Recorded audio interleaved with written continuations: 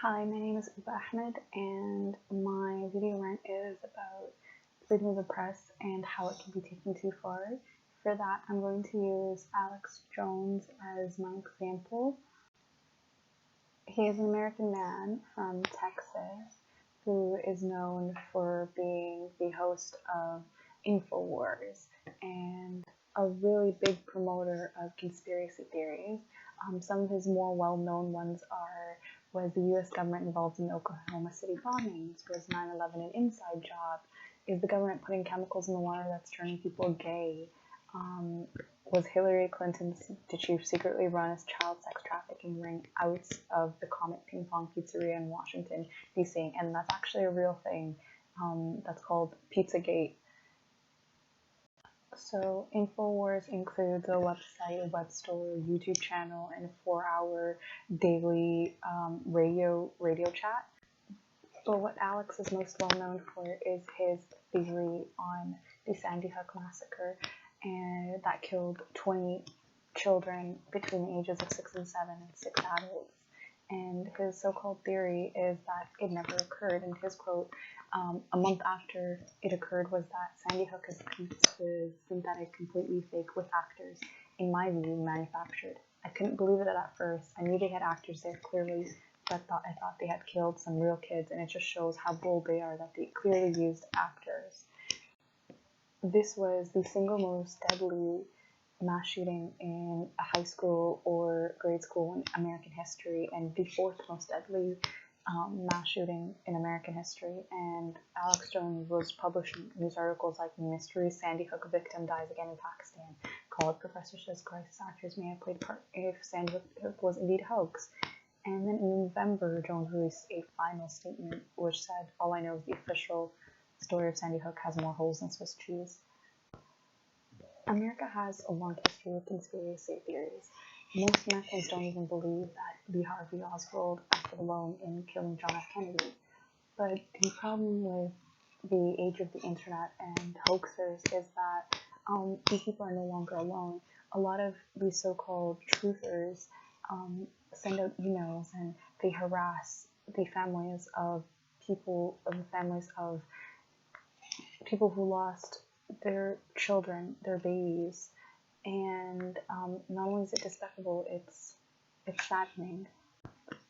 The deniers of these tragedies are causing unfathomable pain for families who experience the catastrophic and extremely public loss of their children. So it's disrupting the grief process, which is basically never ending. 5 years later, and some of these families are still receiving weekly emails telling them that their child did not actually die, or President Barack Obama was behind their death.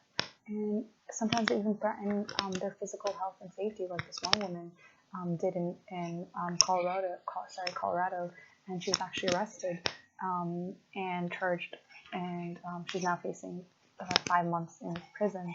The victims of these tragedies, they require and they deserve support.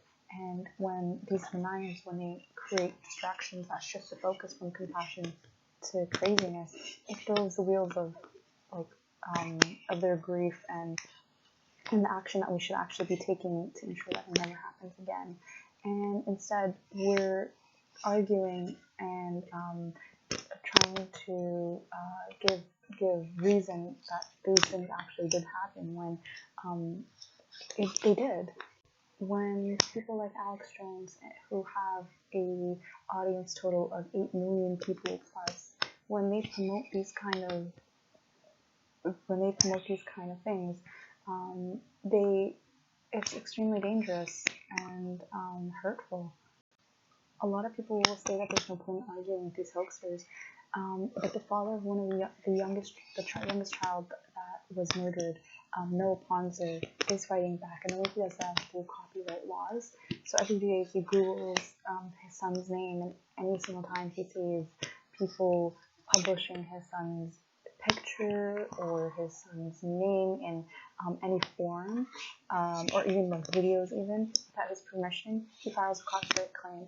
And thanks to his dedication and experience as an IT consultant, he's basically scrubbed his son's name with anything that has to do with hoax content. So he's actually even sued some other hoaxers for invasion of privacy and successfully petitioned the Florida University to fire Professor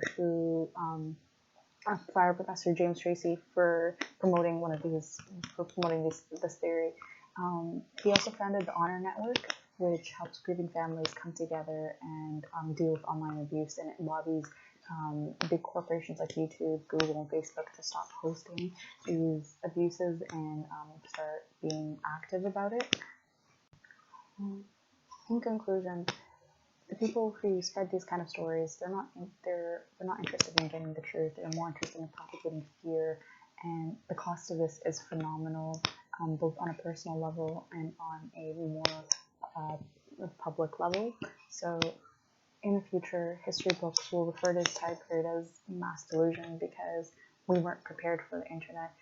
We thought it would bring us amazing things, research and medicine, and lead the way for greater education. In a way, it has, but it's also brought us forward into looking at a reflection of ourselves, and it's made us look at ourselves and who we are and how the deepest, darkest level of that humans can go to, and how angry and sick that they can, hateful that they can be, and it's extremely sad.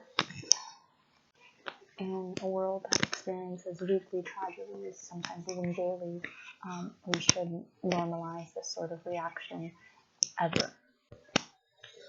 Thank you, and that's my video rant.